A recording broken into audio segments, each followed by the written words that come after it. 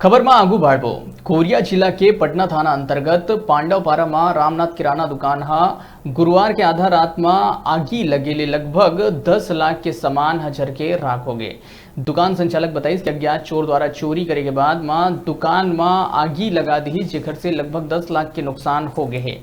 एकर पहली भी एक बार दुकान में चोरी करे गए रही से फिर ओकर पुलिस द्वारा अब तक कोई कार्रवाई नहीं करे गए है। पांडवपारा चौकी प्रभारी कमलेश पांडे फोन में बताइस कि उक्त मामला चोरी के मामला नहीं है, ये मामला 435 के मामला है। कोई अज्ञात व्यक्ति के द्वारा आगजनी कर दे गई, जेकर जांच कर तत्काल कार्रवाई करे जाही।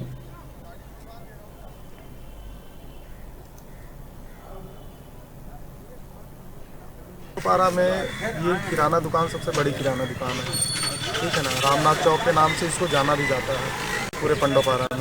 और दूसरी बात यह है कि कुछ महीना पहले भी सेंध मार के चोर ने इस दुकान में चोरी किया रहा।